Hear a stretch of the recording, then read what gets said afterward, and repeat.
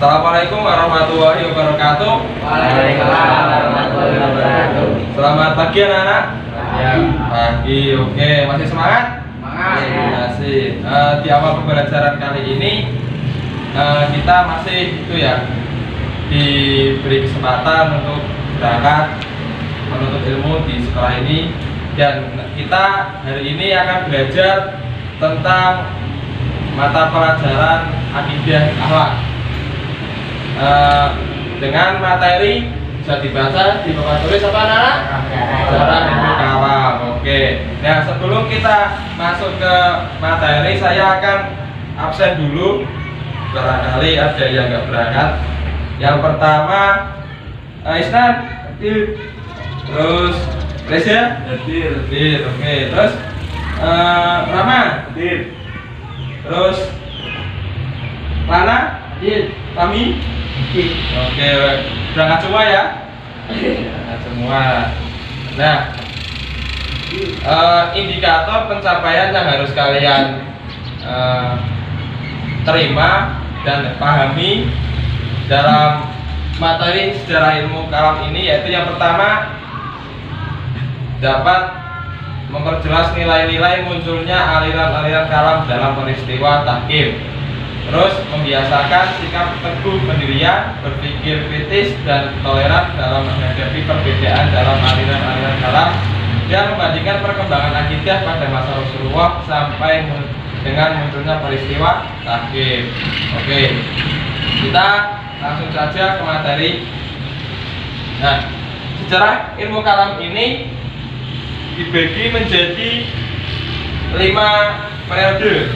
Yang pertama yaitu akidah pada zaman Rasulullah. Bisa dibaca ya anak-anak ya? Ya. Terus yang kedua, akidah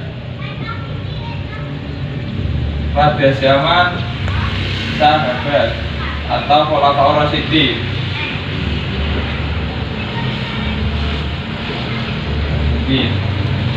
Yang ketiga, pada masa Bani Umayyah.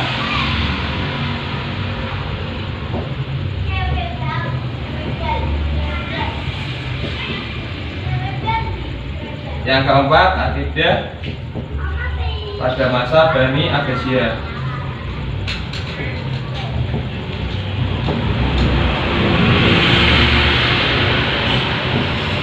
Dan yang terakhir yaitu akidah setelah dinasti Abbasiyah.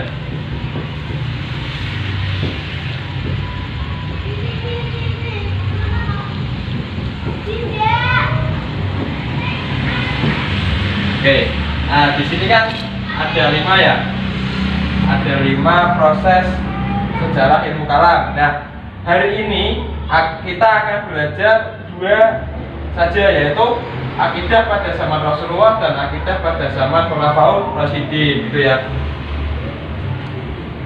Nah, yang pertama, akidah Islam pada masa Rasulullah SAW.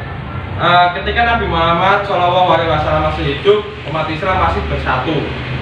Belum ada aliran-aliran atau firqah. Apabila terjadi perbedaan, para sahabat itu langsung menemui Rasulullah untuk meminta jawaban yang benar itu apa, sehingga pada saat sama Rasulullah itu perkembangan akidah itu masih bersatu, karena semua persoalan dapat diselesaikan oleh Rasulullah SAW dengan pedoman Al-Quran, gitu ya. Kemudian yang kedua itu akidah Islam pada masa khulafaur rasyidin. Nah, pada zaman khulafaur rasyidin ini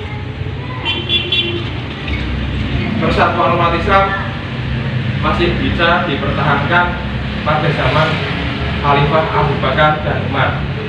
Namun ketika kepemimpinan khulafaur rasyidin yang ketiga yaitu Utsman bin Affan, di situ mulai ada pertikaian, sehingga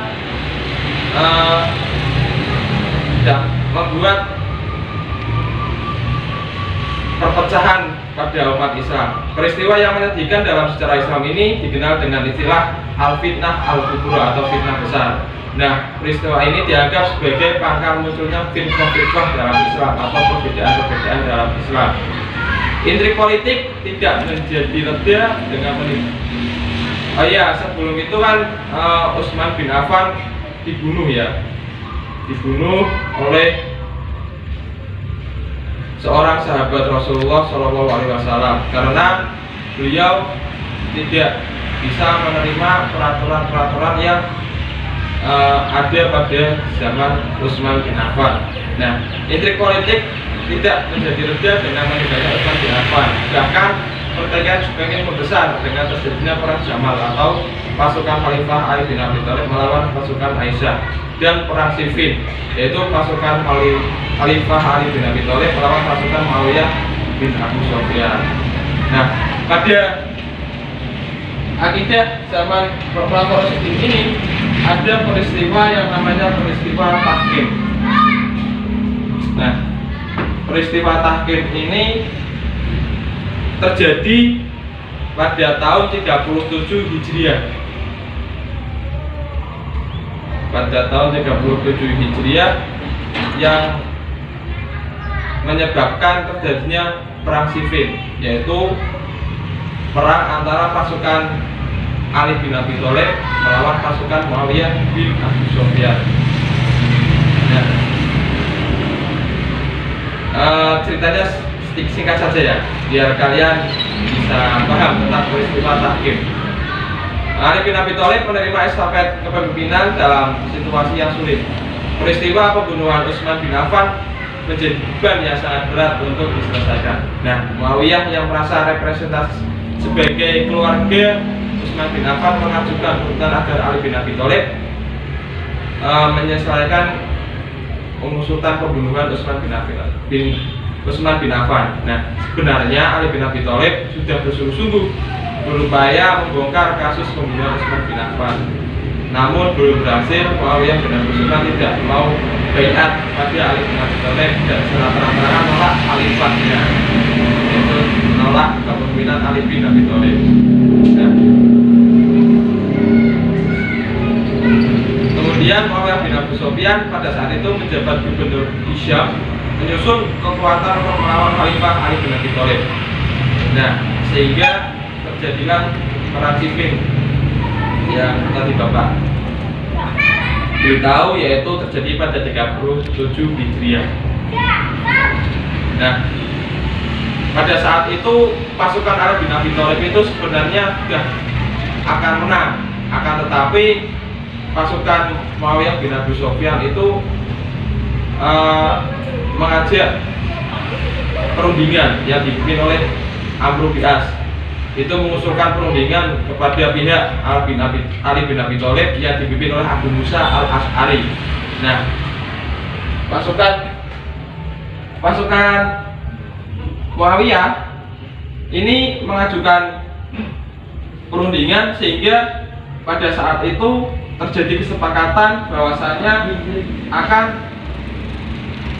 menurunkan jabatan Ali bin Abi Thalib dan Muawiyah bin Abu Sufyan. Akan tetapi liciknya dari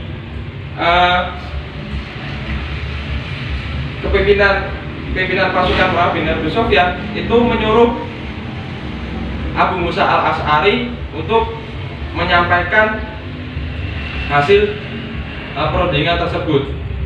Dan kemudian setelah Abu Musa al-Ash'ari menyampaikan, itu